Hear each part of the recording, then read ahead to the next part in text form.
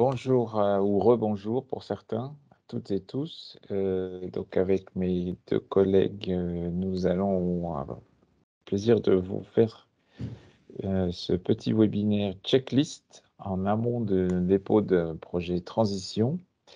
Je vous rappelle les règles classiques, hein, de bien couper votre micro, de lever la main si vous souhaitez intervenir, mais nous souhaitons quand même privilégier de poser des questions via Slido, l'application Slido, à laquelle vous pouvez vous connecter soit par votre smartphone à l'aide du QR code, soit à l'aide de l'adresse qui est affichée avec le hashtag EIC Transition. Voilà. Donc je vais poursuivre l'introduction de ce webinaire. Alors peut-être qu'on n'a pas mis, mais voilà, si on l'a mis là, voilà.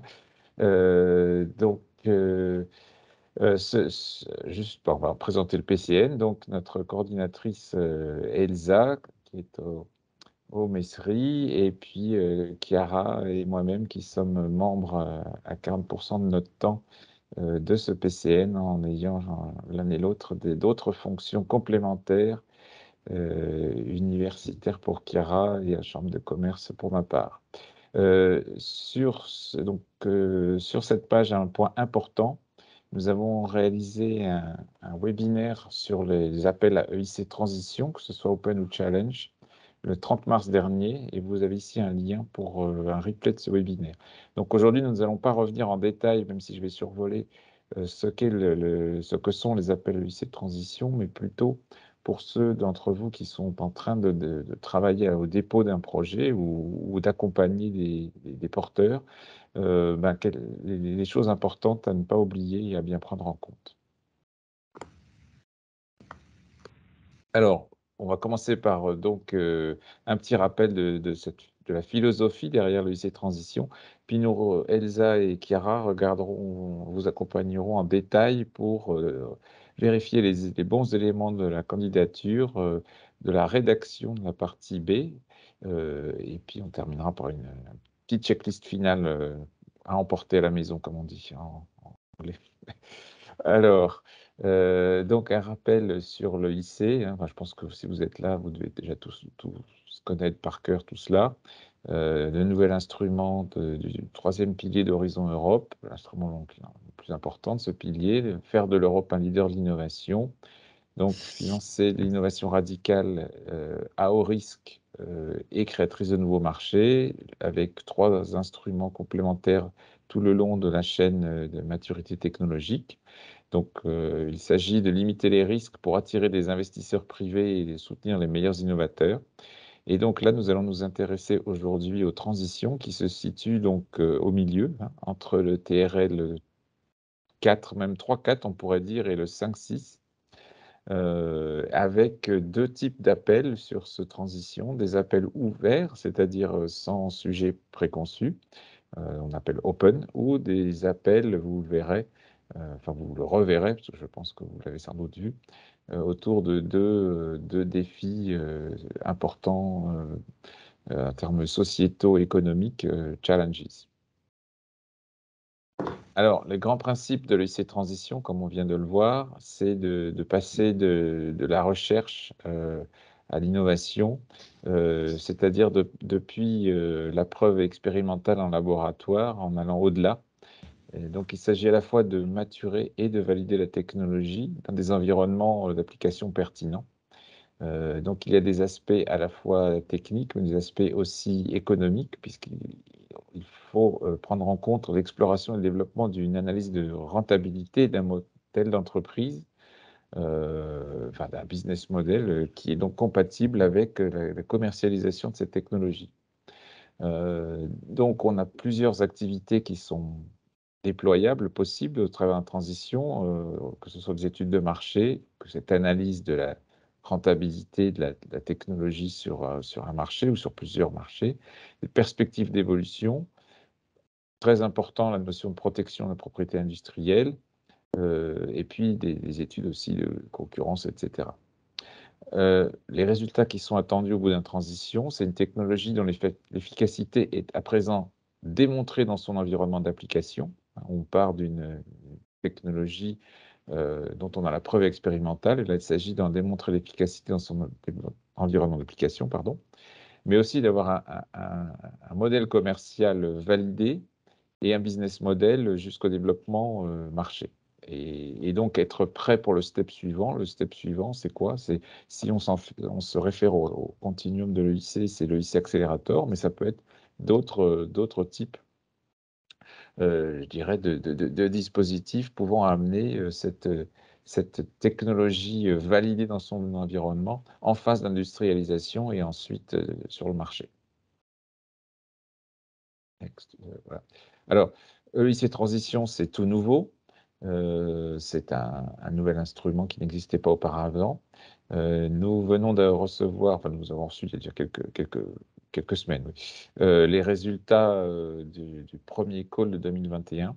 Alors sachez que sur 292 propositions ont été déposées, fortement sur le transition open, 71 sur le transition challenges et 42 projets retenus au final, ce qui, malgré tout, donne un taux de succès assez élevé. Alors vous me direz tout est relatif, mais par rapport aux autres instruments de l'EIC notamment. Et on va en voir deux explications à ce taux de succès élevé. Alors malheureusement, on n'a eu aucune coordination française qui n'ait été retenue, mais malgré tout, 6 partenaires français dans des projets. Alors le taux de succès, vous voyez, il est de 12 sur l'open et de 21 sur le challenge, mais ça, c'est le taux de succès global. Si on, si on commence à retirer les projets inéligibles, et vous voyez qu'il y en a eu 60 sur le 292, ce qui n'est pas rien, ce taux mathématiquement augmente. Alors pourquoi beaucoup de projets inéligibles? C'est justement une des raisons pour lesquelles on fait aussi ce webinaire aujourd'hui, c'est pour être sûr que vous ne fassiez pas ce travail en vain et vous faire retoquer même, avant même l'évaluation, parce que ce projet serait inéligible. Dans beaucoup de cas, l'inéligibilité venait soit d'une non prise en compte des conditions spécifiques auxquelles je vais venir de cet appel de transition, enfin de cet instrument de transition, et pour une autre partie aussi à des non prises en compte du caractère de partenaires enfin de pays associés qui ne l'étaient pas encore. Voilà. Donc ce sont essentiellement les deux principales, il y en a d'autres, mais les deux principales raisons d'inéligibilité. Alors, ce qu'il faut savoir, c'est que les appels de l'UIC Transition sont restreints en termes d'éligibilité à des appels, pardon, à des résultats de projets précédemment développés dans le cadre de programmes européens, que ce soit essentiellement les FET Open ou les Pathfinder Pilot d'Horizon 2020 ou les ERC POC ou un certain nombre d'autres, je dirais, projets qui sont bien décrits dans le call et sur lesquels on était revenu le 30 mars. Alors vous voyez que vous avez malgré tout, dans les projets éligibles, quand même beaucoup de projets issus de RCPOC, que ce soit 2019 ou 2018, et également, bien entendu, du fait open.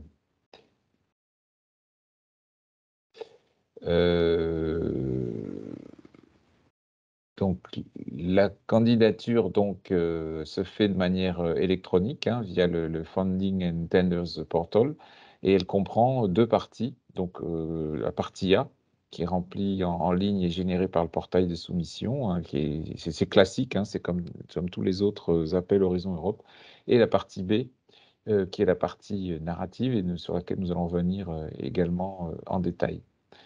Alors, voilà. Alors, peut-être, ça, point important, qui peut soumettre? Alors, vous avez trois possibilités de soumission sur les projets transition. Soit ça peut être un monobénéficiaire, c'est-à-dire une entité juridique issue d'un État membre ou d'un État associé. Alors, État associé formellement, si je souligne le mot formellement, c'est que attention à bien regarder quels sont les pays qui sont aujourd'hui associés à Horizon Europe. Il est possible pour être monobénéficiaire, il y a malgré tout 2 conditions. Il faut soit être une PME, soit une PME. Il y a pas il y a ETI jusqu'à une certaine taille, me semble-t-il, non? Je parle sous le contrôle des collègues. On est bien sur, à vérifier, mais bon, voilà.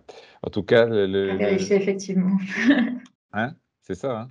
À vérifier, je ne sais plus. En fait, ils avaient écrit, que les grandes entreprises et les, mid-cap n'étaient pas éligibles, il me semble, hein, donc Voilà, je ne bon, sais ben, pas donc si on est Pour les bien sur monobénéficiaires, oui, oui, oui. ouais, pour les monobénéficiaire, on est monobénéficiaires. bien sur PME Voilà, exclusivement. Voilà, exclusivement, il me semble, excusez-moi hein. cette petite hésitation d'un Tu instant. fais bien de vérifier. Parce que dans d'autres cas, les petites ETI peuvent être éligibles, mais ce n'est pas le cas. On peut avoir, alors soit un projet bénéficiaire, mais uniquement mené par une PME, soit un consortium de 2 entités, de 2 États membres ou associés, formellement associés différents. Soit, et ça c'est le cas, ce qu'on appelle les règles standards d'Horizon Europe, minimum 3 pays, minimum 3 partenaires, maximum 5 différents, de minimum 3 pays différents. Voilà. Les pays, quand on parle de pays, on parle bien de pays associés ou États membres. Alors pourquoi j'ai répété 4-5 fois le terme de associé, formellement associé, etc. C'est parce qu'on a vu des inéligibilités malheureuses dans l'école 2021 autour du Royaume-Uni et surtout de la Suisse. Donc aucun de ces 2 pays n'est à l'heure où je vous parle associé. Le Royaume-Uni est en négociation, avancé certes, mais pas encore signé. La Suisse, pour l'instant, c'est pas encore le cas. Ce qui veut dire que si vous associez si vous associez, c'est le cas de le dire, des partenaires de ces pays-là, c'est possible, mais ils ne comptent pas dans la règle du nombre de pays minimum selon celle que vous choisissez. Et de plus, vous devez obligatoirement ne pas demander de financement communautaire pour leur partie. Leur gouvernement s'engage à les financer sur leurs propres fonds. Alors, point important, comme on l'a dit tout à l'heure, pour être éligible à une transition, il faut pouvoir revendiquer les résultats d'un projet antérieur, RCPOC, FET Open, RC Finder Pilot d'Horizon 2020, voire même, non, Pathfinder Horizon Europe, ça ne sera pas possible cette année, mais ça ferait trop juste, ou d'autres autres projets, il y a une petite liste qui est disponible sur le site. Vous n'avez pas toutefois obligation d'avoir fait partie du précédent consortium. C'est-à-dire que vous pouvez très bien, si vous avez la preuve et que vous la démontrez, que vous êtes propriétaire des droits de la propriété intellectuelle nécessaire, issus de l'un de ces projets et nécessaire à la mise en œuvre de votre transition, vous n'êtes pas nécessairement obligé d'avoir participé au consortium. Ça veut dire quoi? Ça veut dire que vous pouvez être soit une PME, une start-up, une spin-off qui bénéficie des résultats et partir en monobénéficiaire, ou vous pouvez être coordinateur d'un projet avec des entités qui ont participé au projet précédent dont les résultats sont issus, mais vous-même coordinateur, vous ne l'êtes pas. Ou à l'inverse, vous pouvez être coordinateur d'un projet dans lequel vous pouvez avoir été dans le projet précédent et impliquer un ou deux nouveaux partenaires qui matureront la technologie. Voilà, donc ce qui est important, c'est ça, c'est qu'il y ait un lien avec le projet précédent et que les partenaires du projet transition soient propriétaires ou ont les droits de pays nécessaires. Alors, à noter que parmi les lauréats 2021, les entreprises représentaient 37% des participants et à peu près la même quantité de coordinateurs. Alors, le IC Transition donc, a la particularité d'être un appel semi-ouvert, on va dire, avec 2 cut-offs, l'un le 4 mai et le suivant le 28 septembre, à la fois sur les deux volets, Transition Open et Transition Challenges. La commission s'attend à des projets de taille de taille budgétaire, on va dire, entre 500 000 et 2,5 millions. il est possible d'aller au-delà dans des cas très spécifiques, notamment dans les domaines biomédicaux où il y a des surcoûts liés à la clinique ou la préclinique. Mais le budget moyen des projets financés en 2021 est de 2,4 millions d'euros. Donc vraiment, si on veut aller au-delà des 2,5 millions, c'est possible, mais c'est assez rare et il faut que ça soit as appropriate, donc bien étayé. Et à l'inverse, voilà, il faut quand même avoir une certaine ambition. En dessous de 500, c'est à proscrire. Voilà, il faut que le budget soit approprié avec la dimension que vous voulez donner au projet. La durée, elle est en moyenne de 35 mois, on va dire généralement entre 12 et 48 mois. Et les budgets disponibles sont les deux budgets que vous voyez ci-dessous, donc 70 millions d'euros, presque 71 pour le Open, 60,5 pour le Challenges, avec une augmentation dans les deux cas. Alors pourquoi une plus forte dans le Transition Challenges? C'est parce que il y en a un petit peu plus qu'en 2021. Voilà, donc je vais passer la parole à Chiara, puis après à Elsa, pour la suite, ou rentrer dans le vif du sujet de votre candidature et vérifier que vous aviez les bons éléments pour réussir votre dépôt. Et ben voilà, du coup, on continue sur les éléments de votre candidature.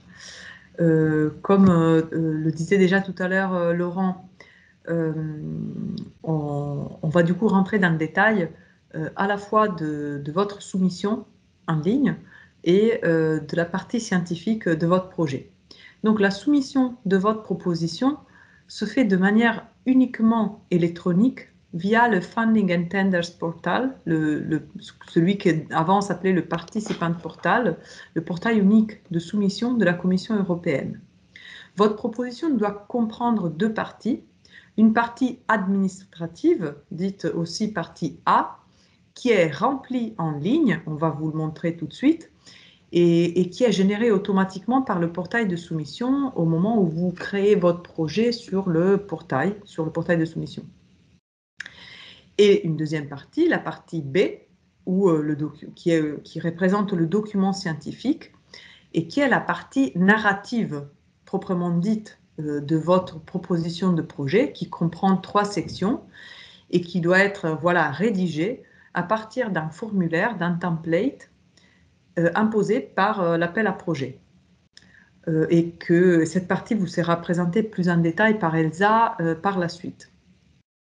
Nous vous conseillons fortement, vivement, de ne pas attendre la dernière minute pour commencer à créer votre projet sur le Funding and Tenders Portal, ce qui vous permet d'abord de télécharger les templates pour la partie B, mais aussi de commencer tout de suite à remplir la partie administrative, de créer vos partenaires et de vous familiariser avec ce site de soumission. Si vous ne l'avez déjà fait, commencez tout de suite si vous visez une deadline pour début mai.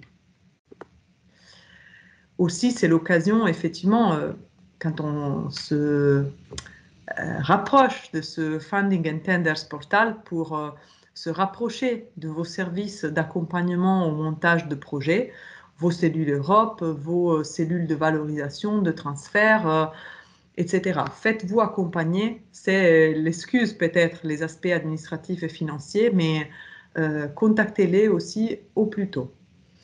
La soumission en ligne est constituée de plusieurs steps, de plusieurs étapes. Ici, on en a résumé les 3 premières. On a mis la capture d'écran du Funding and Tender Opportunity Portal. On va vous ajouter aussi le lien, au cas où vous ne l'aviez pas encore.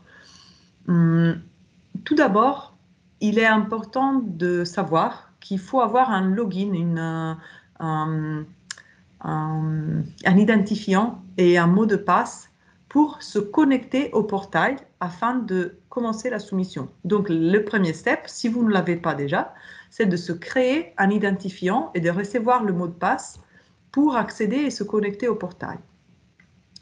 La deuxième étape est d'aller chercher, de sélectionner l'appel. On peut le chercher en cliquant ici vous le voyez en petit, sur le bouton, l'onglet Search, Funding and Tenders. Tous les programmes, les appels à projets ouverts, fermés, clôturés, futurs sont présents. On peut les filtrer. On peut chercher, par exemple, par le mot-clé transition, ce qui permet déjà de filtrer. Attention, les appels qui sont concernés par ce webinaire sont multiples. Il n'y a pas un seul appel à projet. Il y a l'appel à projet Transition Open, que nous avons, par exemple, représenté ici dans la capture d'écran. Mais les trois challenges les trois challenges du Transition 2022 ont leur propre page d'appel à projet. Faites donc bien attention au choix, à la sélection de l'appel à ce moment-là. En sélectionnant l'appel, vous tombez sur une page qui vous donne des informations générales, une description succincte du topic et la documentation officielle du programme EIC, en particulier du programme Transition que vous visez. Plus en bas de cette page, vous trouvez le bouton qui vous permet de commencer la soumission et de créer donc le draft de la proposition. Et c'est le troisième step, la création du draft de la proposition. On vous demande tout de suite, soyez pas surpris, le titre, l'acronyme, l'organisation coordinatrice et au moins un contact principal pour le coordinateur. L'organisation coordinatrice et le contact principal, l'organisation ne pourra pas être, tout peut être, on va dire, modifié. Par exemple, si vous décidez après d'ajuster le titre ou l'acronyme, cela pourra être modifié dans un deuxième temps. Mais soyez pas surpris, voilà, au moment de la création de votre proposition. La quatrième étape, une fois que ces premiers éléments ont été renseignés, la quatrième étape est au moment où on arrive sur cette page qui permet de créer les partenaires, donc d'ajouter les partenaires de votre projet s'il y en a, et les éventuels affiliated entities, qui étaient auparavant les tierces parties liées des institutions. Par exemple, pour les UMR, l'exemple classique, c'est les multiples tutelles de l'UMR qui peuvent être donc affichées afin, par exemple, de valoriser les personnels permanents impliqués dans le projet. Aussi, vous allez pouvoir affecter des personnes à chacun des partenaires, coordinateurs ou autres. Ce qui est important et qu'on voulait vous montrer par la capture d'écran ici, est que vous voyez apparaître le coordinateur, l'affiliated entity avec un petit chiffre 2 et un partenaire, par exemple. Donc, c'est important de savoir que l'affiliated entities ne va pas être considérée comme un partenaire bénéficiaire, même si elle apparaît dans le décompte de la liste des entités qui sont affichées dans cette page. On arrive ensuite à la dernière partie, à la dernière page pour cette candidature, où on trouve un résumé, la deadline, les informations qui concernent l'appel à projet et qui vous permettent de vérifier que vous êtes dans le bon appel à projet aussi. Et surtout, vous trouvez ici au centre de la page un bouton en bleu, Edit Form, qui vous permet donc d'éditer le formulaire de la partie A directement en ligne. En cliquant sur ce bouton, ce formulaire en ligne s'ouvre et c'est l'encadré que vous voyez ici en rouge. Et on peut du coup aller remplir les différentes parties qui composent ce formulaire, cette partie A. On va donc vous donner rapidement quelques détails concernant chaque partie. En particulier, on voulait souligner pour la première partie de ce formulaire A, dans ce qui s'appelle General Information, il nous semble important de souligner quelques aspects qui sont le titre, qui doit exprimer rapidement et clairement l'idée du projet, de manière compréhensible aussi pour les non-spécialistes du domaine. De faire des titres trop longs, trop complexes, etc., globalement, généralement, ça n'aide pas beaucoup. Il y a un deuxième aspect qu'on voulait souligner, c'est la saisie à la fois des mots-clés libres, séparés par des points-virgules, et c'est un nombre illimité, on va dire autant que nécessaire, et le choix des descripteurs. Ce qu'on appelle des descripteurs, c'est des mots-clés non libres. Il faut en choisir minimum 3, maximum 6.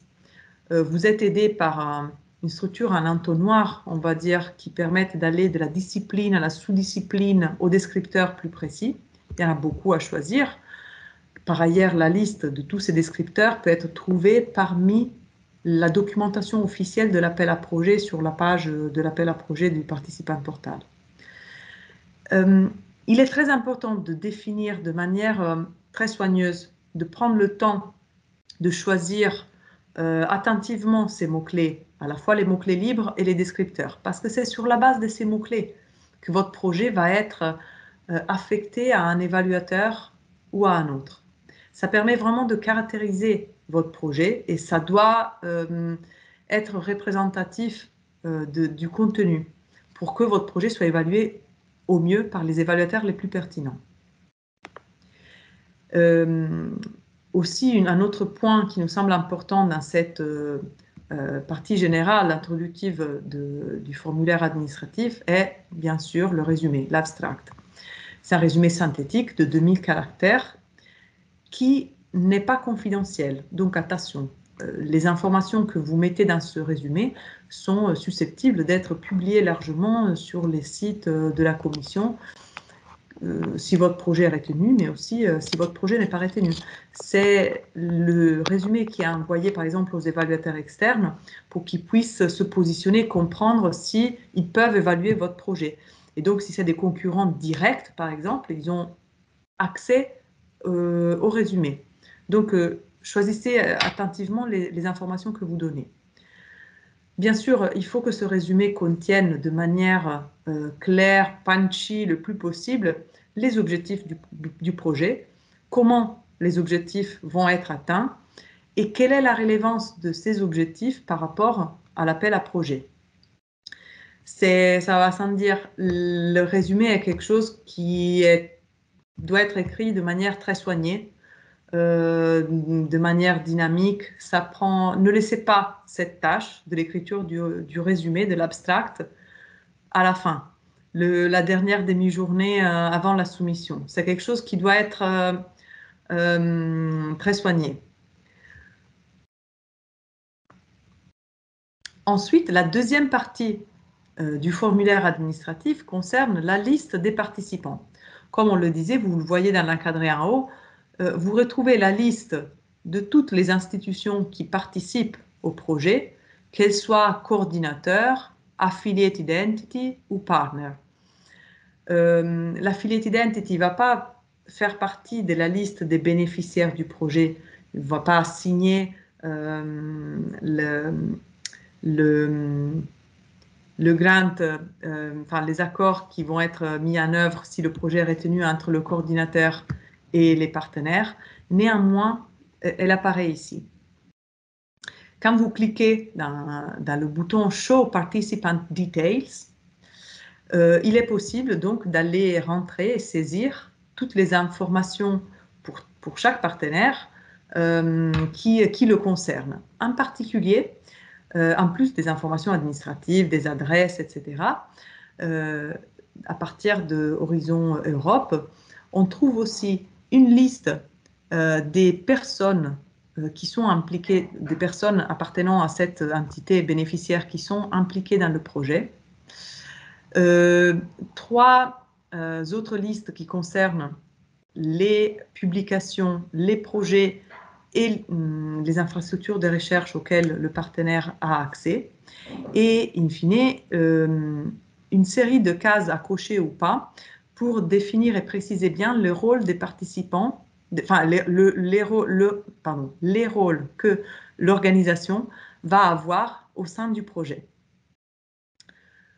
Cela remplace l'ancienne section 4, pour ceux qui connaissaient, des précédents appels à projets dans le template, dans la partie B. La troisième partie de la partie administrative concerne le budget et c'est un tableau à remplir. Un tableau qui est très synthétique. Il y a une ligne par partenaire coordinateur ou partenaire normal ou affiliated entity. Et dans chaque ligne, il y a une case très résumée pour chaque poste de dépenses. Donc, il est important, cette résumé va bien sûr faire suite à un état, après que vous aurez établi le budget de manière plus analytique et plus spécifique à côté. Vous trouverez la colonne des coûts de personnel qui comprend à la fois les personnels permanents et CDD éventuellement recrutés sur le projet. Une colonne, par exemple, qui concerne la sous-traitance.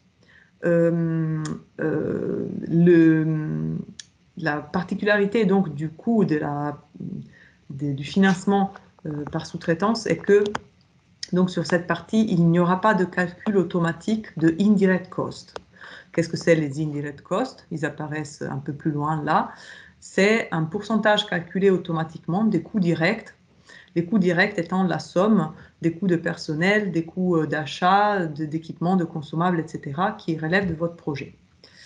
Et aussi voilà, j'ai effectivement un peu sauté les coûts, les purchase costs, qui comprennent à la fois les missions, les équipements au prorata du taux d'amortissement, les consommables, les coûts de dissémination, etc. N'hésitez pas à prendre contact avec vos cellules d'accompagnement pour tout détail sur ces coûts et pour monter ensemble ces budgets. Encore une fois, il est important de souligner que dans la partie A, il y a uniquement cette vision globale du budget, ce tableau récapitulatif synthétique.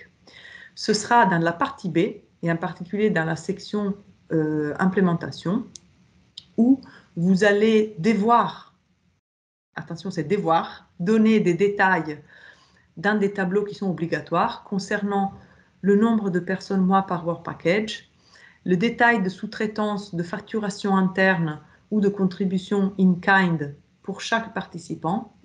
Et si les coûts de consommables équipements dépassent le 15% des coûts de personnel, vous allez devoir justifier et donner le détail aussi de ces coûts qui sont dites globalement purchase costs. Vous l'avez vu, il y a, comme je l'ai dit, une ligne séparée pour les entités affiliées. Donc, les coûts qui relèvent des entités affiliées sont séparés. Par exemple, les personnels dans des UMR apparaissent dans 2 lignes séparées. Petit rappel, une affiliated entity, c'est une entité qui a un lien juridique préexistant avec l'entité bénéficiaire et qui effectue des tâches et peut déclarer donc des coûts. Vous pouvez vous référer à l'article 8 du Grant Agreement. Et pour toute question, n'hésitez pas, encore une fois, le PCN juridique et financier aussi est de bons conseils en cas de doute que vos administrations ne sauraient pas lever. Important, les appels à projets EIC Transition sont des appels à projets RIA. Donc, c'est des appels à projets qui sont financés à 100% du coût, que vous soyez une entité publique ou privée. Il n'y a pas de particularité, c'est des budgets qui se construisent comme tous les autres projets collaboratifs Horizon Europe. Dernier point important, si un des partenaires n'est pas un État membre ou un pays associé, mettez bien 0 dans la colonne ici, Requested EU Contribution. Cela permettra de lever tous les doutes vis-à-vis de la demande de financement de votre partenaire, par exemple UK ou Suisse, de demande de financement à l'Europe, ce qui pourrait porter préjudice ou porter quelques notes négatives à l'évaluation de votre projet. La quatrième partie donc du formulaire administratif concerne la partie éthique et sécurité. On met ici sur la gauche une capture d'écran, une partie du questionnaire concernant l'éthique qui vous est proposé. Si vous répondez oui à une des questions, il y a probablement un sous-formulaire qui s'ouvre pour des questions plus spécifiques.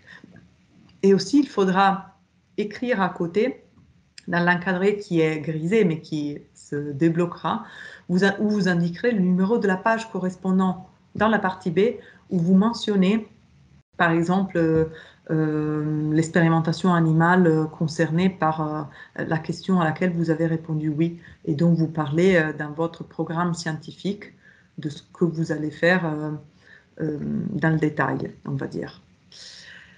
La deuxième partie de cette partie éthique et sécurité concerne le Ethic Self-Assessment. Si vous avez encore une fois répondu oui à une des questions, vous allez devoir remplir le Ethic Self-Assessment. C'est un formulaire toujours en ligne. Ce n'est pas un document à télécharger, à uploader, etc. C'est un formulaire en ligne d'un nombre de caractères limité. Je ne me souviens pas, c'est indiqué à un petit ici, mais je ne me souviens pas précisément combien de caractères en total. Désolée. La dernière partie, presque dernière partie du formulaire administratif concerne la recherche clinique. Si vous êtes concerné, vous devez indiquer les noms de chaque étude clinique concernée par votre projet, et il faudra aussi compléter le document prévu à cet effet pour donc décrire les études cliniques dans le cadre du projet, et qui devra être rempli et téléchargé, uploadé comme document annexe sur le participant portal. C'est tout, voilà, pour la partie administrative. Je laisse la main et la parole à Elsa pour la partie scientifique. Merci Chiara, je vais reprendre le relais. Donc du coup, on va partir sur la partie scientifique, la partie B que vous connaissez et qui prend une bonne partie du temps pour la création du projet du coup. Mais d'abord, on va... Alors oui, pardon. Petite introduction, où est-ce qu'on trouve le template de cette partie B. Donc là, on en est sur la page sur laquelle vous arrivez automatiquement quand vous vous connectez à votre projet. Et comme vous voyez, il y a un petit endroit où c'est écrit, alors je n'arrive pas à lire de là, mais ça doit être écrit Download Part B, qui vous permet de télécharger 3 documents, dont le template qui est utilisé. Et c'est un peu sur cette base-là, par la suite, que je vais baser ma présentation partie par partie. On va suivre le déroulé de cette partie B. Mais d'abord, petit rappel, les critères d'évaluation, on ne va pas y aller trop longtemps, car c'est quelque chose qu'on a vu et dont on parle plus en détail, notamment dans notre webinaire qu'on a mis en replay au début, que Laurent a mentionné. Donc, on a toujours les 3 critères, excellence, impact et mise en œuvre, avec des seuils de 4 sur l'excellence et l'impact, et sur la mise en œuvre, on a un seuil de 3 sur 5. On a donc ces 3 grands critères d'évaluation qui vont s'étendre sur les 3 parties, sections de la partie B, section 1, 2, 3. Et pour le transition, vous avez un maximum de 20 pages, que ce soit un challenge ou un open. Et petite particularité, vous voyez qu'en fait, les critères d'évaluation sont exactement les mêmes pour les Pathfinder, pour les transitions open et transitions challenge, à l'exception dans Impact, vous avez pour les EIC Challenge un point qui vous est demandé sur la contribution du projet aux objectifs généraux du challenge, comment vous implémentez dans ce portefeuille de projets auquel vous souhaitez appartenir. Le système d'évaluation pour le transition, on met un petit point d'honneur là-dessus. Le transition se veut comme un hybride, se présente comme un hybride, et ça se traduit dans son système d'évaluation. On va d'abord avoir une soumission. Donc là, la deadline, il y en a même 2 de deadline, mais celle qui est la plus proche, c'est le 4 mai. Vous allez soumettre votre proposition. Il va y avoir une évaluation à distance par des experts évaluateurs, donc chacun dans leur coin, des remote evaluators, au minimum de 3, qui vont évaluer votre proposition sur la base de ces 3 critères-là. Et en deuxième étape, après cette évaluation-là, votre projet va être plus ou moins évalué et invité pour une interview, un entretien, c'est le mot que je cherchais, un entretien pour présenter votre projet auprès de... Alors là, on va avoir des profils quand même plus industriels, des potentiels investisseurs, des potentiels end-users, enfin des personnes du monde de la valorisation et de la deep tech. Donc, c'est aussi tout un nouveau vocabulaire et une nouvelle façon de présenter son projet, la partie scientifique étant très secondaire dans, du moins, l'entretien. Je vous dis ça car c'est les retours qu'on a eu des personnes qui sont allées et qui nous ont fait un feedback sur comment ça s'était déroulé. Donc, cette deuxième partie de l'évaluation est très importante, même si le taux de succès est quand même plus élevé quand vous êtes invité à l'oral, on est sur à peu près un projet sur deux. Ça ne veut pas dire que c'est gagné, parce qu'entre le moment où vous êtes informé que vous allez à l'oral et l'oral, vous avez environ 2 semaines. Donc, nous, ce qu'on vous conseille, même si on sait que dans la réalité, c'est un peu plus difficile à mettre en place, c'est qu'à partir du moment où vous déposez une transition, prendre en compte le fait que vous allez avoir un oral, donc vous entraîner ou du moins préparer cet oral plus ou moins parce que la deadline peut être très courte, comme j'ai pu vous le dire, et parce que quand on est un consortium, même si ce n'est pas systématique pour la transition, et même si on n'est pas un consortium, c'est compliqué des fois de se mettre à l'ordre et de trouver des créneaux qui conviennent à tout le monde en moins de 2 semaines, sachant que là, c'est un vrai entraînement qu'on vous demande. Les personnes qui ont eu leur projet à l'oral, c'est des personnes qui se sont entraînées. Et il y a même des personnes qui se sont entraînées et qui ne l'ont pas eu. Donc, c'est vraiment un minimum, et c'est quelque chose qui est attendu. Il faut préparer ça comme un entretien, c'est un concours tout simplement, c'est sur le même profil qu'un concours. Donc, au moins 30% des propositions invitées à l'oral seront coordonnées par des femmes. Alors, c'est dans la mesure du possible, c'est-à-dire qu'ils élargiront le pool de projets qui sera emmené en deuxième étape, mais toujours en respectant les critères, la note d'excellence qui devra être similaire au minimum. C'est-à-dire que le critère d'excellence sera le même, enfin du moins la note d'excellence ne se verra pas baisser dans le pool de projets sélectionnés. Et donc, pour cette étape d'interview, on a au moins 5 personnes à interview du côté du projet, avec un panel de maximum 6 membres du jury, et notamment avec la présence visiblement des programmes managers pour les transitions challenge. Et là, on n'est plus sur de la notation, on est sur du go-no-go. Donc là, ça passe ou ça casse. Et c'est des questions d'expérience de ce qui a pu être ramené, comme je le disais, qui sont axées vraiment sur la valorisation, la traduction en produit qui va être potentiellement mis sur le marché, comment vous allez gérer l'API, si par exemple, je ne sais pas, je dis un peu n'importe quoi, mais ça se base sur un brevet qui a été déposé, enfin un des brevets qui est déposé aux États-Unis, ils vont vous dire oui, mais comment vous faites, comment vous garantissez que la technologie et les entreprises qui vont s'en saisir vont bien être en Europe, que l'important étant que ça reste quelque chose qui est créé et qui va être porté au sein de l'Union européenne, et aussi qui ne va pas être mal géré, ce qui pourrait totalement menacer la valorisation de la technologie que vous ambitionnez. Donc là, on est sur un champ lexical qui est différent de celui qu'on peut avoir sur le Pathfinder ou sur les ERC. Il faut savoir s'adapter aussi pour parler à ses interlocuteurs et savoir leur répondre dans leur termes. Et oui, il y a des restrictions de resoumission également sur les transitions. Donc, si vous n'atteignez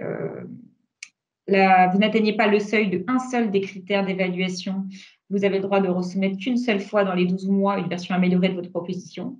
Et si vous n'avez pas le seuil sur 2, voire tous les critères d'évaluation, vous n'avez pas le droit de resoumettre dans les 12 mois. Sachant que, comme l'a précisé Laurent, et vous le savez sûrement que vous êtes au webinaire checklist, il y a des critères d'éligibilité qui sont très stricts pour les transitions, avec des questions de mon projet, faut qu'il est fini depuis maximum 24 mois ou autre. Donc, c'est parfois stratégique. Il vaut mieux des fois attendre le deuxième cut-off en créant une proposition sur laquelle on est plus sûr d'avoir des chances, plutôt que de se précipiter, parce que si vous êtes par malheur obligé de ne plus soumettre dans les 12 mois et que d'ici 12 mois, votre projet est inéligible ou qu'il vous reste qu'un shot d'essai, ça peut être dommage. Donc, à bien réfléchir. Alors là, maintenant, on va voir le format de la partie B2. Le format de la partie B2, c'est, comme je disais, maximum 20 pages. Alors, je dis des choses assez simples. Donc, tout ce que je mentionne est écrit dans le gros pâté que vous voyez à droite qui se trouve sur le template.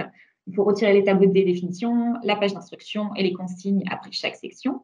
Et si vous dépassez ces 20 pages, déjà, vous allez recevoir un message d'alerte quand vous allez uploader ce document format PDF. C'est vrai que je ne l'ai pas écrit, mais c'est format PDF. Et les pages supplémentaires, donc celles qui excéderont les 20 pages, seront invisibles aux yeux des évaluateurs. Donc, ça va juste tronquer votre proposition bêtement. Pas de lien hypertexte ou autre tentative d'étendre la proposition. Vous ne pouvez pas dire, on a fait j'ai un site internet qui est sur cette thématique-là, venez voir et cliquer. Non, ce n'est pas possible. De toute façon, ils n'iront pas. Et après, là, c'est des petits points qui sont même important, c'est-à-dire les polices à choisir, la taille qui est de minimum 11 points pour une question de lecture. Ayons pitié des évaluateurs qui en lisent pas mal et ne pas leur abîmer les yeux.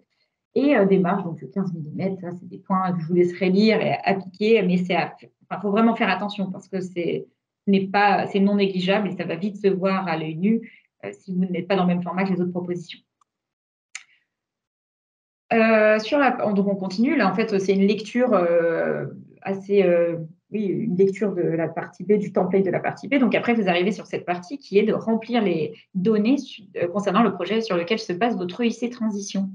Donc, vous avez un endroit où vous devez mettre l'acronyme et juste en dessous, vous devez mettre l'ID, donc c'est le numéro, le chiffre d'identification de cette proposition. Et si vous n'êtes pas propriétaire de ces résultats, dans les templates, enfin dans les documents que vous avez téléchargés dans le zip, vous avez donc la IP letter.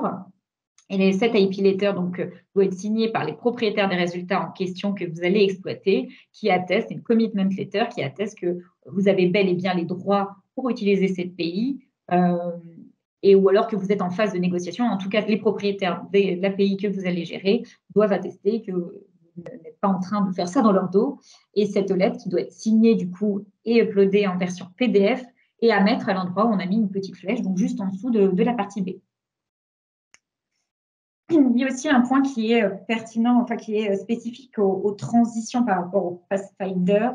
Il y a ce qu'on appelle le sceau d'excellence ou le Seal of Excellence, qui est une sorte de label en fait qui est attribué aux PME qui ont déposé une proposition transition monobénéficiaire. Je précise bien monobénéficiaire.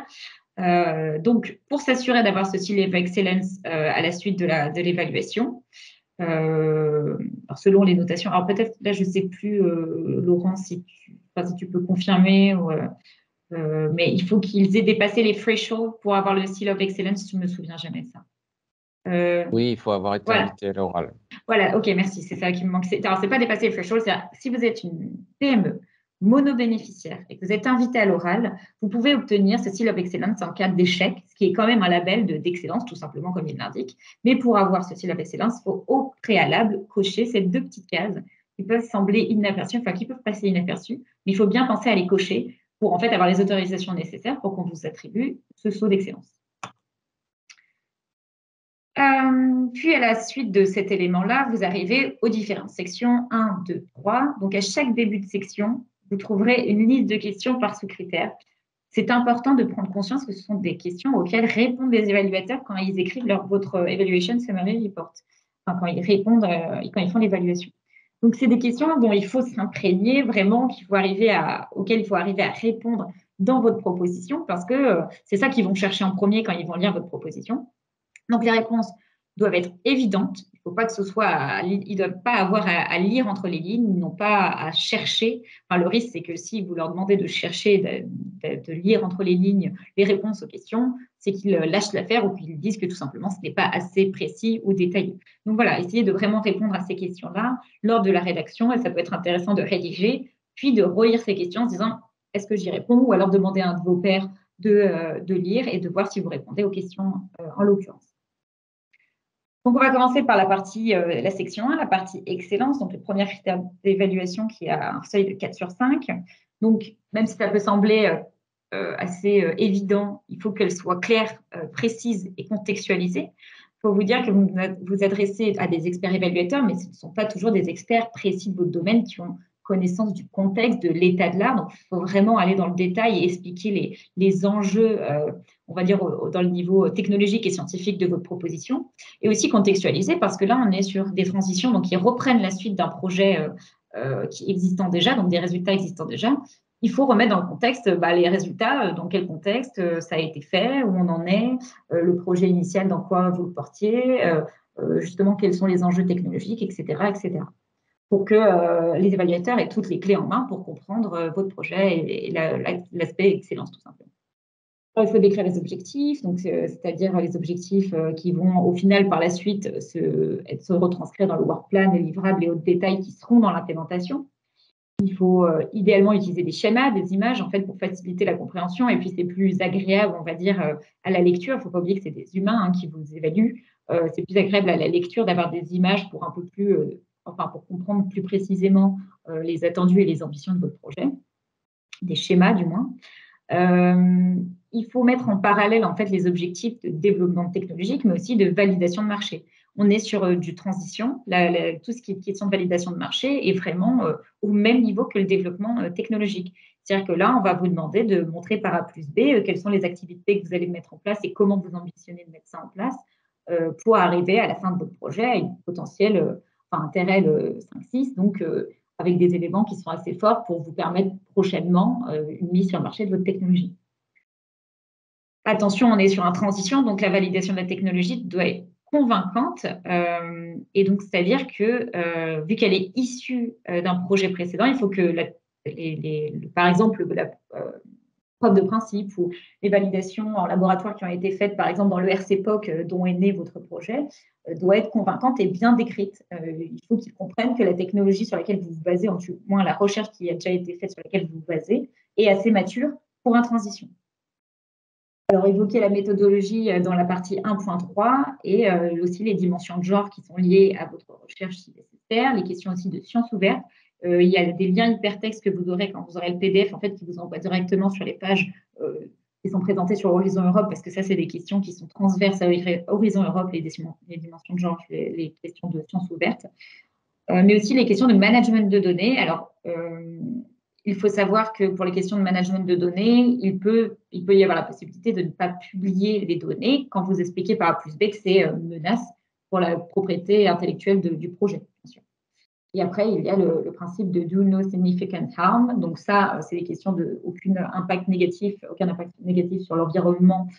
Et donc ça, je vous ai mis pour le plaisir la lecture de l'article 17 qui décrit exactement ce qu'est ce principe-là. Et si vous rentrez dedans, il faut le prendre en compte. Et bien sûr, c'est ce que je disais précédemment, il est possible de ne pas publier les données dans une transition si cela menace la stratégie de commercialisation.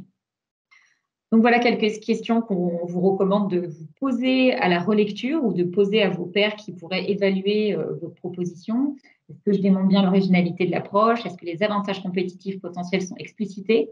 Est-ce que la validation et la démonstration de la tech sur laquelle je me base est convaincante?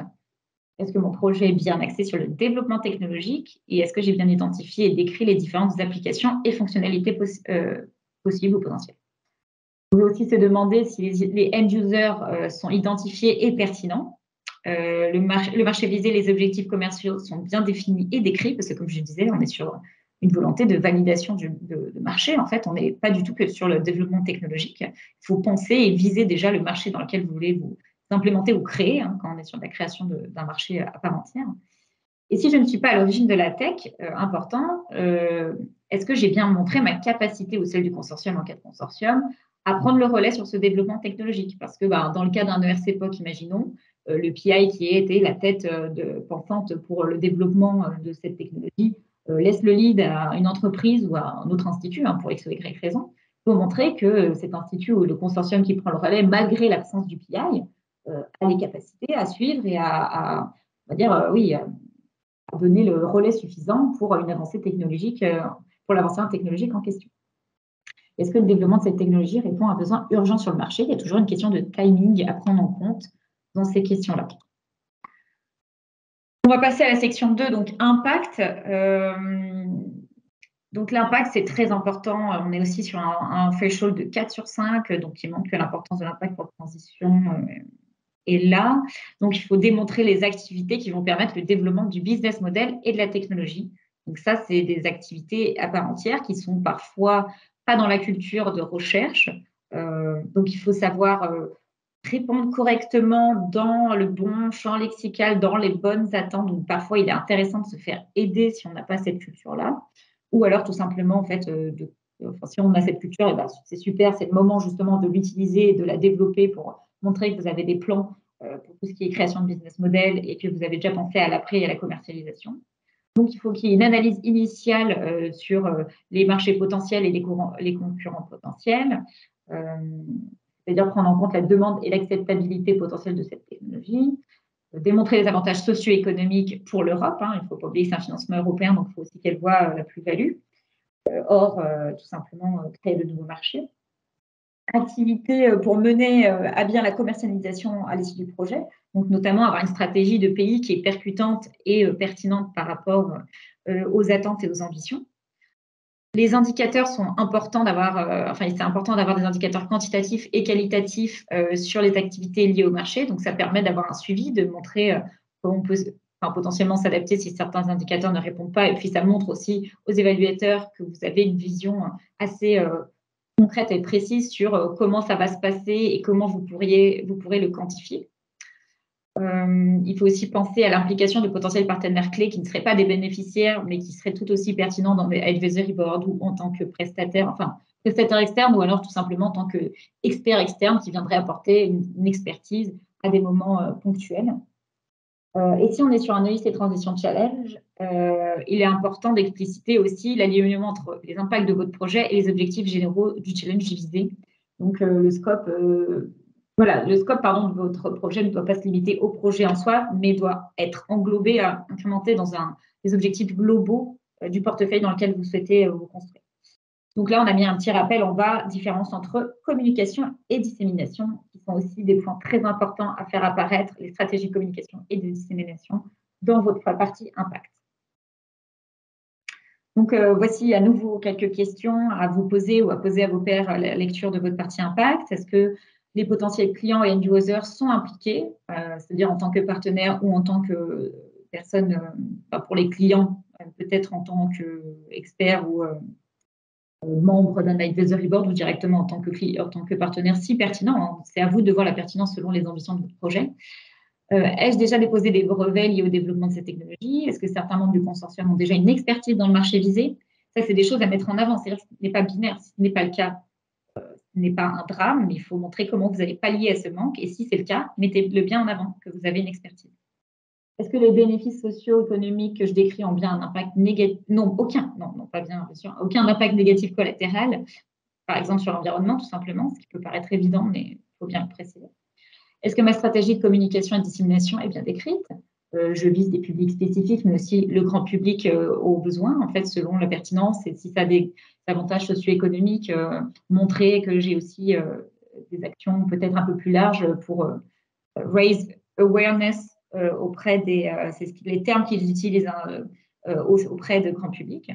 Est-ce que le modèle commercial est simple et clairement expliqué? Alors, on peut des fois s'emballer, mais il faut que ce soit surtout simple et pertinent. C'est ça l'essentiel. Au-delà de se perdre dans plein d'idées de commercialisation, parce qu'on a plein d'applications, parfois, il vaut mieux se focus sur un modèle commercial et s'y tenir et mettre tout en jeu pour y arriver et que ce soit donc simple et explicite pour les évaluateurs. Si je compte créer une startup, est-ce que j'ai démontré que j'avais une expérience dans ce domaine ou que je serais suffisamment accompagnée pour sa création? Alors, la création de start-up dans le cadre d'un transition, c'est une question qui revient souvent. Si vous créez une start-up au cours d'un transition, ce n'est pas un souci, dans le sens où elle pourra être intégrée en tant qu'affiliated entity, par exemple, si c'est une spin-off du CNRS ou de n'importe quel établissement, d'une université, elle pourra être ajoutée en tant qu'affiliated entity de l'établissement en question. Donc, il n'y a pas de question là-dessus. Et sinon, si elle est créée après le projet, là, il n'y a pas de question de mettre dans le projet la start-up en question. Mais voilà, ça, je ne sais pas si on l'a déjà mentionné, mais c'est une question qui revient assez fréquemment. En tout cas, si vous souhaitez créer une start-up, il faut montrer que vous avez de l'expérience là-dedans. Et si vous ne l'avez pas, montrez comment vous y palliez, comment vous allez être accompagné, qui va vous aider à créer une start-up dans de bonnes conditions et vous permettre de vous, on va dire, jeter dans le bain. Et est-ce que les stakeholders, end-users, testeurs, décideurs politiques, acteurs du secteur public, donc c'est ça qu'on mentionne quand on veut dire stakeholders, sont suffisamment identifiés et décrits? Est-ce que leur implication aussi est pertinente? Et puis finalement, on va partir avec la partie implémentation. Donc, c'est tout simplement la mise en place du projet. Le premier point qui est important, c'est d'expliciter la complémentarité des compétences du consortium pour la future commercialisation et le développement technologique. Donc là, on a toujours ce côté ces deux points qui sont parallèles, la commercialisation et le développement technologique. Ce n'est pas une question d'expliquer l'expertise de chaque chercheur, ni d'expliquer l'expertise de l'établissement dans lequel vous appartenez, c'est d'expliquer la plus-value qu'apportent les équipes qui vont travailler dessus. Pourquoi telle équipe? C'est super qu'elle participe parce que, je ne sais pas, c'est une PME qui qui travaille dans la R&D depuis des années, qui a de l'expertise et qui a déjà lancé des produits sur ce marché-là, donc c'est super qu'elle ait déjà un pied dedans. On a cette académique qui a toutes les plateformes et toutes les expertises idéales pour continuer le développement technologique en question. Voilà, je dis un peu tout et n'importe quoi, ou alors on va créer une start-up, mais on est accompagné par telle filiale ou par telle entreprise qui va nous aider à créer ça dans de bonnes conditions, tout en protégeant l'API comme il se doit, etc. etc. Si je demande de l'exceptional funding, donc on l'a mentionné précédemment, si dans la partie budget, vous intégrez, on prend toujours le même exemple, la Suisse, dedans, et que dans la partie requested EU contribution, vous demandez de l'argent pour cette personne-là, enfin pour cette entité-là.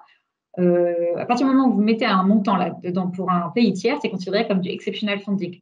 Donc, si c'est une volonté de votre part, hein, ça peut arriver que vous ayez une université ou un établissement qui soit central et essentiel hein, vraiment au projet. Vous pouvez justifier leur participation et leur aspect unique en leur genre dans cette partie. Donc, c'est dans la partie implémentation que vous allez mettre un point d'honneur à dire « Ah bah oui, nous, on a besoin de n'importe quoi, l'Université de Zurich, parce que l'Université de Zurich, elle a telle compétence, et cette compétence ne trouve pas d'équivalent où que ce soit en Europe. Donc, on a besoin d'un financement exceptionnel parce qu'ils ont cette compétence, on va dire, exceptionnelle. » Donc là, c'est vos risques et périls, entre guillemets, dans le sens où si c'est considéré comme non exceptionnel, ils peuvent vous dire tout simplement on ne finance pas. Et en tout cas, si vous souhaitez prendre cette décision parce que c'est essentiel à votre projet, bah, c'est dans cette partie-là que vous le décrivez. Et puis, pour l'organisation du projet et les ressources, c'est là où vous allez repartir dans la partie narrative. Donc, on va attendre de vous un Gantt chart pour expliciter l'organisation dans les work packages, des tâches. Il faut qu'ils soient lisibles et utiles. Ce n'est pas tout d'en mettre un, mais il faut qu'il soit utile. Le pair chart qui pourra être une représentation graphique des relations entre les différentes composantes, enfin les différents acteurs du projet. La liste des descriptions des work packages, la liste des livrables. Alors là, on est dans une transition, donc on attend des livrables techniques, vraiment très techniques et cohérents, bien sûr, et qui sont réalisables, hein, toujours on précise. Liste des milestones, liste des risques. Alors les risques, effectivement, c'est-à-dire les questions de certification, mais aussi de concurrence, de timing, parce que est-ce que d'ici 2-3 ans, s'il y a telle ou telle chose, ou si on a des concurrents dans ce domaine-là, comment on a prévu de devancer, comment on a prévu de pallier ce risque-là. Et toujours essayer d'en tirer des bénéfices. Hein, c'est-à-dire, risque est égal, oui, mais on va rebondir comme ça. Et dans tous les cas, ça pourra être une plus-value pour X. Bon, c'est large, mais à vous de voir comment le mettre en place pour votre projet. Et puis, des tableaux relatifs au budget qui se trouvent dans cette partie-là. Et les questions pour l'implémentation, c'est est-ce que le portefeuille de compétences du consortium est bien équilibré? Est-ce que j'ai une expérience ou alors des membres du consortium ont une expérience préalable dans la commercialisation? Sinon, ai-je de montrer comment pallier cette lacune? Oui, alors, est-ce que les compétences liées aux questions de risque et de réglementation, de certification et autres sont bien présentes dans le consortium? Est-ce que les commerciaux et les technologies sont bien pris en compte? Alors, j'ai l'impression qu'il y a une coquille dans cette phrase, ça me paraît un peu bizarre. Au pire, on reformulera quand on vous enverra le PowerPoint. Est-ce que le processus de prise de décision au sein du consortium est clair et efficace? Est-ce que le plan de travail est compréhensible et cohérent avec les objectifs commerciaux et technologiques du projet? Est-ce que le budget et la distribution des hommes-mois est adéquate par rapport à l'ambition des activités et des tâches décrites? Parce que nous, on a analysé quelques ESR et ça est venu une ou deux fois que tout ce qui était action liée à la validité de la technologie, enfin la validation de la technologie était sous-estimée en termes d'hommes-mois. Est-ce que les jalons sont spécifiques et mesurables? Et est-ce que les livrables sont suffisamment techniques pour un EIC transition? Donc voilà pour cette partie. J'accélère un tout petit peu pour qu'on ait le temps de répondre à vos questions s'il y en a. Donc, on va passer à la checklist finale, en fait, qui que vous pourrez utiliser de votre côté. Donc, on check toujours son éligibilité, surtout sur la transition où on a des conditions très, très particulières. Donc, les participants, si c'est des consortiums, si c'est 2 entités légales, c'est au moins deux entités légales issues de 2 pays membres ou États associés différents. Et après, c'est des consortiums de 3 à 5, maximum 5, avec toujours au minimum 3 entités légales différentes issues de 3 États associés ou États membres différents toujours. faut vérifier l'éligibilité du projet, dont sont issus les résultats. Donc, on a mis un petit lien pour que vous alliez voir la liste des projets qui sont éligibles, qui a été publiée par la ISMEA. Si votre projet n'est pas dedans, il n'y a pas malheureusement d'autres questions à se poser, c'est que ce n'est pas éligible. Les activités proposées dans le projet sont éligibles. Attention au principe de Do Not Significant Harm, dont on parlait, dont vous retrouvez l'article un peu précédemment. Les questions éthiques, les questions d'intelligence artificielle, le Gender Equality Plans pour les bénéficiaires et bien sûr les questions d'Open Science et d'Open Data qui sont transverses à Horizon Europe. Pour la partie A, bien penser que si on est concerné, si nous ne sommes pas propriétaires des résultats, avoir uploadé la IP letter qui a été signée par les propriétaires des résultats et uploadé dans le portail. Est-ce que j'ai bien rempli aussi les mots-clés libres, les descriptors et le résumé, enfin l'abstract dans la partie A, les informations administratives des participants au projet, le budget, le tableau éthique et les cohérences des informations avec la partie B. Voilà. Excuse-moi, c'est moi qui ai fait une mauvaise manip. Ah, d'accord. Désolée. Pas de souci. Alors mince, je vais... deux secondes, du coup. Ouais, je crois que c'est bon, ça va qu'il est juste là. Bon, en tout cas, pour la partie A, de toute façon, vous avez un formulaire administratif et donc quand vous validez, ça va vous dire s'il manque des informations. Mais il ne faut pas attendre la dernière minute, comme on le disait précédemment, pour l'inscrire. Bon, alors attendez 2 secondes. Je reviens reprendre. C'est bon. Normalement, c'est tout bon. OK. Donc, voilà. Et donc, toutes ces informations, donc la IP letter, pardon, sont uploadées à cet endroit-là. Et pour la partie B, donc bien vérifier qu'on ait les sections 1 à 3 du document remplies, y compris tous les tableaux, que le document est bien en version PDF qui est uploadé sur le site et ne dépasse pas, alors les 17 pages, non, les 20 pages, pardon. petite coquille de ma part, mais en tout cas les 20 pages qui sont demandées pour un EIC transition. Et le cas échéant, l'annexe concernant les essais cliniques, si vous êtes bien sûr concerné. Et finalement, alors ça, on le met toujours en énorme, mais c'est pas faute de le répéter, soumettez votre proposition avant le jour de la deadline, parce qu'il peut y avoir des bugs, ça arrive toujours. Et donc, pour un souci de, on va dire, de sérénité, on vous conseille vraiment de le déposer en avance, de bien valider pour vérifier que la proposition est complète. Vous allez avoir un rapport d'erreur si c'est le cas. Et bien sûr, même si vous avez validé et soumis votre proposition, vous pouvez y revenir autant de fois que vous voulez jusqu'à là, le 4 mai, 17h pour le premier cut-off du transition. Et donc voilà. Et comme le précise souvent Chiara et que je trouve très pertinent, voilà, mieux vaut avoir un projet imparfait que pas de projet du tout. Donc voilà. On vous a mis à la fin une liste des informations utiles que vous pourrez retrouver. Bien sûr, le PDF vous sera transmis et la vidéo de ce webinaire sera en replay sur le site. Voilà. À vous les questions. Je ne sais pas si Chiara ou si Laurent, je ne sais pas, je n'ai pas vu sur les Elsa, questions. moi j'ai une petite question. Est-ce que, donc là tu l'as présenté pour le transition, on a accès, parce que moi je pose un projet Pathfinder. Je suis arrivée un peu en retard, ça ne m'a pas dérangé. Mais du coup, est-ce que vous avez un webinaire disponible en ligne qui refait une checklist, mais pour le Pathfinder? Alors, on l'a fait ce matin à 9h30, mais alors bien sûr, purée, mais je l'avais marqué à 9h30 en fait, mais j'ai pas reçu le lien d'invitation. Alors, normalement, là, je le dis à tout le monde, bon, on n'est pas très nombreux, quand vous inscrivez, vous recevez le lien d'inscription automatiquement avec la confirmation d'inscription et on renvoie le lien toujours avant, on l'a fait ce matin et tout à l'heure, donc il y a peut-être eu un bug de spam.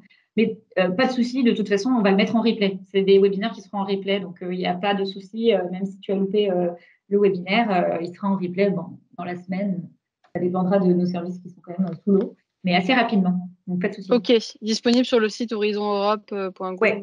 En fait, sur la page, quand vous inscrivez un webinaire, sur cette même page, après, elle est recyclée en tant que page replay. Donc, c'est sur cette même page que vous l'aurez. Mais de toute façon, on vous enverra le PPT et on vous dira que la vidéo est en ligne. Donc, pas de souci. Ok, merci Elsa. Pas de souci. Est-ce que Chiara, tu pourrais, toi, faire un partage du Slido? Je fais un arrêt de présentation. Oui, tu peux arrêter la présentation. Merci. Je vais faire un partage du Slido, oui. Voilà.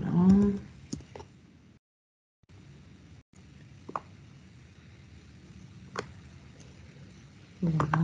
Donc, il n'y a pas beaucoup de questions, donc on va passer les questions qui sont posées déjà. Et puis, on vous donnera la parole pour d'éventuelles autres questions qui vous viendraient à l'esprit. La première est, qu'est-ce que c'est la différence entre affiliated entities et partenaires concernant leur rôle dans le projet? Ça dépend de l'affiliated entity, mais typiquement, une affiliated entity pourrait avoir presque un rôle de partenaire dans le cas, par exemple, d'une start-up qui serait affiliated entity, puisque un lien juridique existe avec l'entité bénéficiaire et qui du coup aurait un rôle, des tâches, des fonctions, des responsabilités bien précises dans le projet. Le choix, enfin, il n'y a pas de choix entre guillemets entre affiliated entities ou partenaires. C'est pas une même entité ne peut pas être à la même fois affiliated, si quand même. Mais si on choisit, enfin, une affiliated entity peut être, enfin, je sais pas si j'ai répondu à la question ou si c'était juste voilà pour savoir si une affiliated entity peut avoir des rôles par exemple de work package leaders dans un projet, ce qui est le cas, ou si la question voulait dire autre chose. Je ne sais pas, Elsa et Laurent, si vous comprenez autre chose dans cette question que ce que j'ai répondu, mais... Oui, non, je comprends ça. En fait, l'affiliated entity, par définition, elle est affiliée juridiquement à l'entité, au partenaire en question. Donc, en soi, son rôle est directement lié en général au rôle du partenaire en question. Donc, c'est... Non, j'aurais rien de plus à ajouter, juste simplement bien faire attention au décompte pour rester éligible, quoi. Le cas échéant. Ils ne comptent pas dans les affiliated entities ne comptent pas dans l'éligibilité. Et voilà, c'est pour le petit. Deuxième question, est-ce que le fait d'avoir obtenu un projet ERIA H2020, en particulier, il s'agissait du défi sociétal 1, santé, permet d'être éligible à EIC Transition? Non, malheureusement, non. La liste, j'ai mis dans la réponse d'un Slido le lien au Work Programme et à la page 46 de ce Work Programme, en note en bas de page, attention, ce n'est pas dans le texte, c'est dans la note en bas de page, il y a la liste de tous les appels éligibles pour l'EIC Transition 2022. Donc, la réponse à cette question est non. Et si je me permets de rebondir du coup sur la question suivante et qui est en lien direct, c'est qu'au-delà de faire partie de la liste de ces appels qui sont en note de bas de page, comme le précise bien Chiara, c'est qu'il faut aussi que ces projets que le projet en question ait soit commencé depuis au moins 12 mois, soit terminé depuis maximum 24 mois, la date de référence faisant la date de cut-off à laquelle vous déposez. Donc ça, c'est important à prendre en compte. Donc, c'est plusieurs points à bien calculer quand vous déposez votre proposition. C'est pour ça que j'ai parlé de la liste des projets éligibles présentés par l'AISMEA, parce que l'AISMEA, dans cette liste, prend en compte tous ces points. C'est les appels plus les projets qui ont terminé depuis max 24 mois ou de commencer depuis minimum 12 mois. Voilà. Ça fait et toujours, la prochaine question est aussi au sujet de listes détaillées des projets afin de déposer un projet EIC Transition 2022. Alors, en particulier, la liste des projets déposés en 2021 n'est pas très intéressante parce que ce ne seront pas parmi les projets éligibles puisqu'ils auront commencé leur projet, si c'est déjà commencé, depuis trop peu de temps pour être éligibles aux transitions 2022. Donc, ce ne sera pas le projet financé aux appels 2021 n'aura pas commencé depuis plus que 12 mois et donc pas éligible pour la transition 2022. En revanche, dans les diapos que vous allez recevoir, nous avons bien mis le lien dont parlait Elsa tout à l'heure à la liste de projets éligibles de l'EISMEA. Si projet précédent avec des partenaires, est-il judicieux de continuer avec eux pour le transition? C'est ce qu'on a un peu dit dans la partie introductive, en fait, ça dépend du type de partenaire. Il faut bien rester dans le scope de ce qu'est une transition, hein, qui est de maturer une preuve de concept dans un environnement laboratoire expérimental vers je dirais, un développement en phase pré-industrielle. Donc, si c'est judicieux de continuer avec les mêmes partenaires, pourquoi pas? Sinon, ça peut être peut-être uniquement une start-up ou une spin-off issue de ces partenaires ou ayant travaillé avec ces partenaires et bénéficiant de la propriété intellectuelle qui part seul.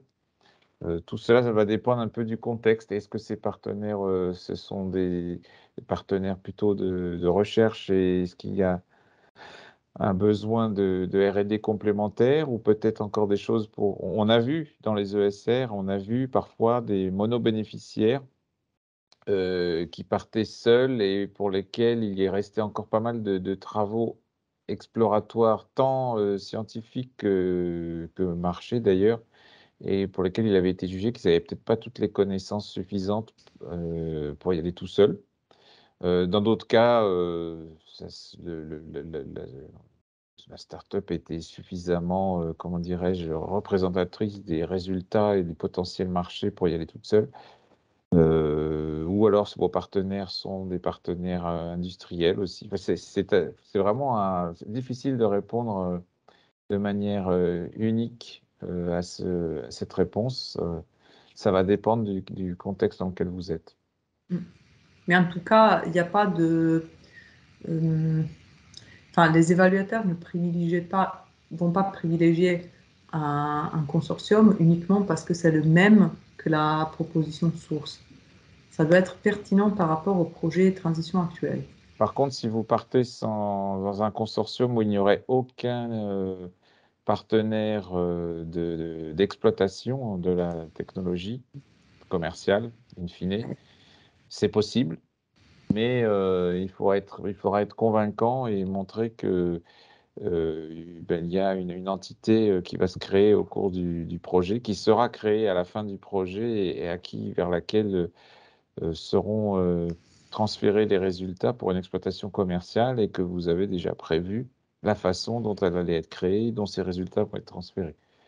Si on partait que dans un consortium qui peut-être sur le projet précédent n'était composé que de laboratoires et qu'il n'y a pas du tout un lien avec l'industrie ou le secteur privé, ça peut être compliqué. La prochaine question, quel est le TRL ou IRL attendu début et fin de projet? Donc, les projets de transition, globalement, se positionnent de départ sur un TRL 4 et à l'arrivée sur un TRL 6 environ. C'est vraiment du développement de la technologie. Et je me permets juste pour les questions un peu plus générales sur la transition, vraiment sur les questions de cet ordre-là. Le webinaire, je vous conseille vraiment d'aller voir le webinaire qu'on a fait qui sera beaucoup plus complet sur ces éléments-là, où on passe plus de temps pour expliquer la philosophie, etc., etc. Donc, n'hésitez vraiment pas. Et, il y a même une table ronde organisée par Laurent, animée par Laurent, où il y a des lauréats qui témoignent et donc des personnes qui sont passées à l'oral et qui sont de domaines plus ou moins différents. Et voilà, donc c'est intéressant d'aller voir ça, je pense, si vous ne l'avez pas encore fait.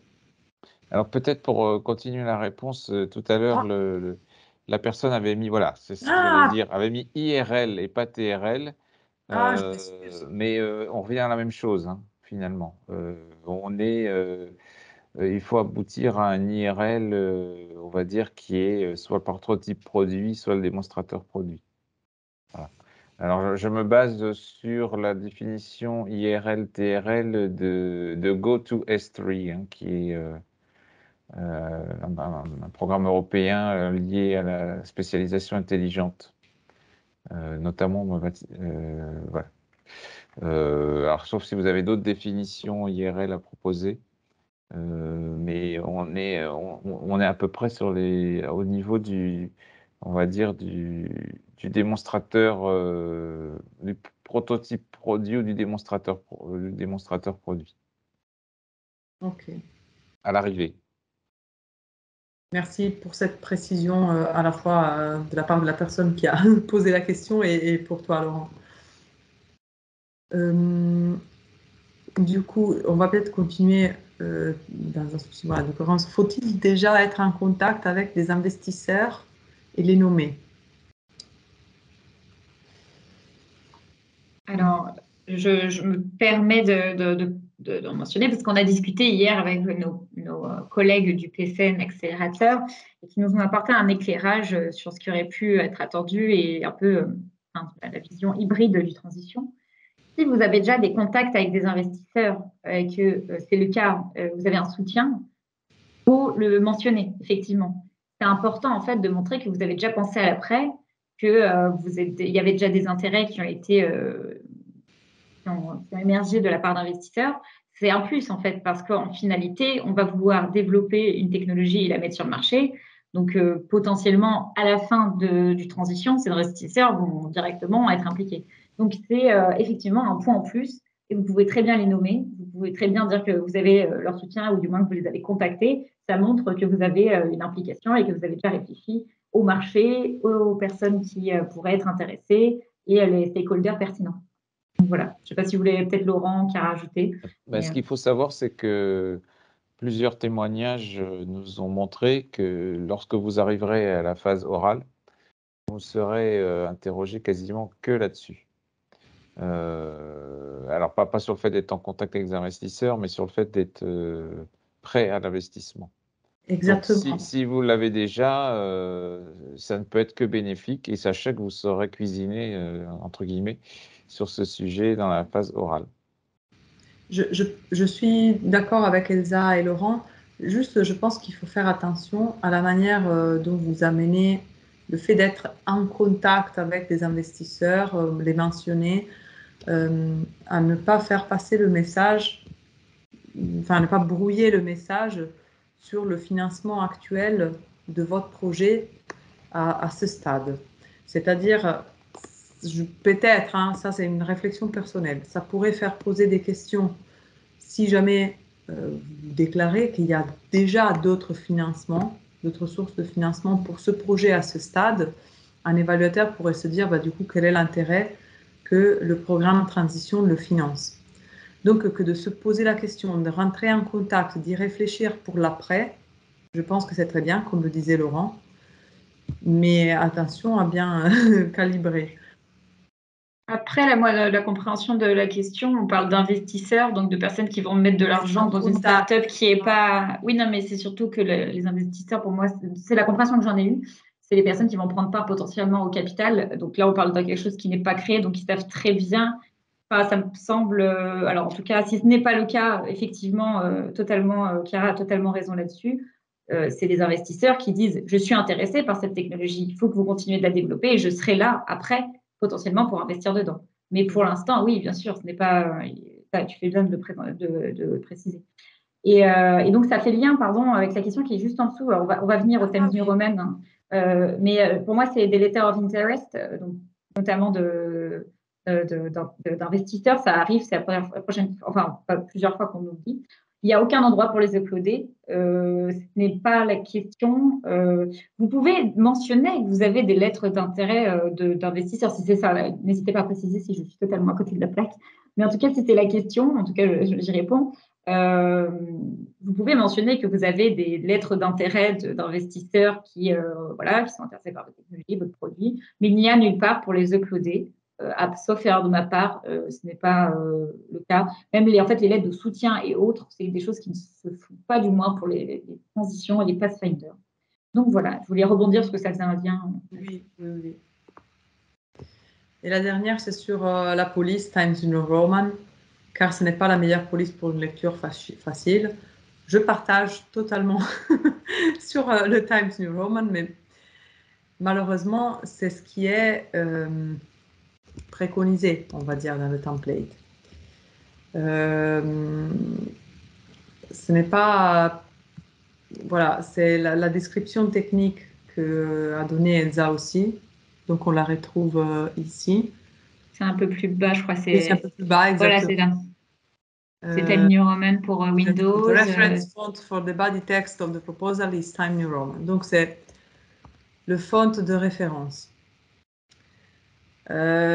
Personnellement, je ne conseillerais pas d'utiliser un autre police. C'est pas le plus joli, c'est pas le plus fancy, mais c'est ce qui est demandé.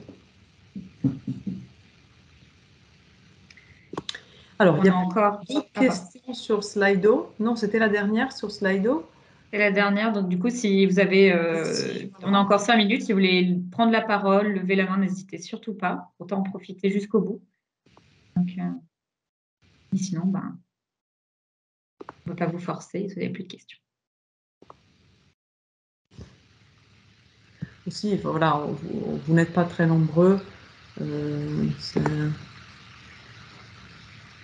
On espère en tout cas que ce webinaire vous a été utile, surtout si vous êtes en train de soumettre une proposition pour le 4 mai.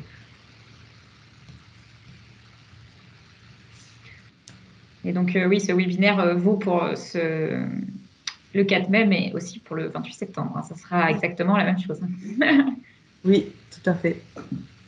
Donc, voilà. On voit que ça ne suscite pas énormément de questions, donc on va dire que c'était très clair, que tout va bien. Donc, je pense qu'il ne reste plus qu'à vous souhaiter une bonne journée, un bon après-midi. Le webinaire sera du coup, comme on l'a dit, disponible en ligne et on vous enverra le PowerPoint avec toutes les informations du coup qui sont dessus. Et donc, bon courage pour cette dernière ligne droite. Bonne chance. Vous mettiez au 4 mai ou au 28 septembre, en effet. Bon courage dans tous les cas. Et à bientôt. Au revoir tout le monde.